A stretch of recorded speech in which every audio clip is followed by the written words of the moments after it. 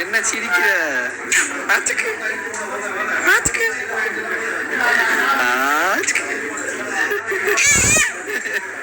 Muthazhagu serial பற்றி பார்க்கலாம். அதுக்கு முன்னாடி இந்த க்யூட்டான வீடியோவை நம்ம பூமி தான் ஷேர் பண்ணியிருந்தாரு. சீரியல்லையுமே இந்த பாப்பா ரொம்ப க்யூட்டாக அழகாக ரியாக்ஷன் எல்லாமே கொடுக்கும். இன்னைக்கு எபிசோட்லையுமே லைட்டாக ஒரு சிரிப்பு சிரிச்சிருக்கும். அவ்வளோ அழகாக இருக்குங்க. ஸோ அந்த சீரியல் அந்த குழந்தைய பார்க்கும்போது நம்மள அறியாமலே ஒரு ஹாப்பினஸ் ஒரு ஃபீல் ஆச்சு, எனக்கு கிரியேட் ஆச்சு. ஸோ அதான் உங்களோட வீடியோ கலெக்ஷன்ஸ் உங்களுக்கும் நான் ஷேர் பண்ணேன். யாருக்கெல்லாம் இந்த குழந்தை ரொம்ப பிடிச்சிருந்துச்சு அப்படின்னு மறக்காம கமெண்ட்டில் சொல்லுங்கள்.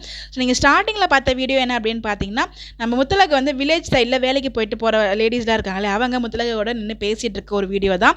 அது இதை ஷேர் பண்ணி ரொம்ப நாள் ஆச்சு. ஸோ அதை இருந்தது உங்களுக்கு இல்லை, நான் ஷேர் பண்ணியிருக்கேன்.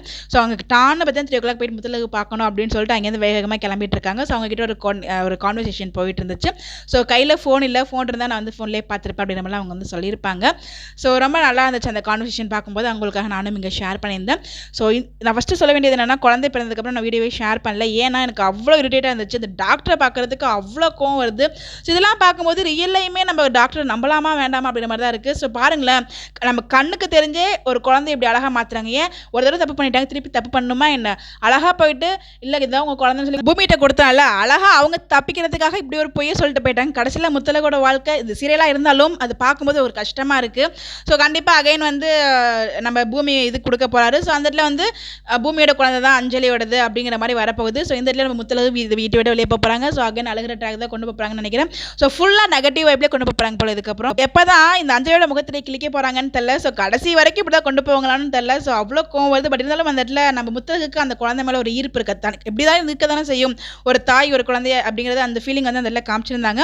ஸோ போக போக வந்து எல்லாருக்கும் டவுட் வர மாதிரி கொண்டு போகிறாங்களா இல்லை என்னென்னு நமக்கு ஒரு அனலைஸே பண்ண முடியல. அது சீரியல்னு புரிஞ்சாலும் அதை மனசை ஏற்றுக்க மாட்டேங்குது. அந்த இடத்துல டாக்டர் மேலே அஞ்சலியை விட எனக்கு டாக்டர் மேலே தாங்க சமக்கம் வருது. அவங்கள பார்த்தாலே அவ்வளோ ஒரு கோவம் வருது. பண்ணுற தொழிலுக்கு இப்படி ஒரு துரோகம் பண்ணலாமா அப்படின்னு சொல்லிட்டு ஒவ்வொருத்தரும் டாக்டர் நம்பி தான் நம்ம போகிறோம். அப்படி பண்ணும்போது எவ்வளோ ஒரு கஷ்டமாக இருக்கும்.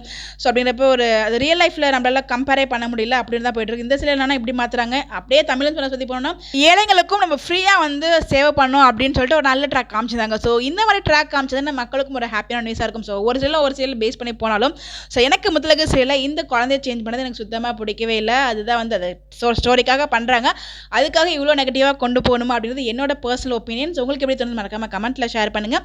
ஸோ இந்த மாதிரி அப்படி தெரிஞ்சுக்க மறக்காம என்னோட சேனலை ஃபாலோ பண்ணிக்க. அந்த குழந்தையோட வீடியோ பார்த்தீங்களா எப்படி இருந்துச்சுன்னா அதையும் கமெண்ட்டில் போஸ்ட் பண்ணுங்கள். Bye bye.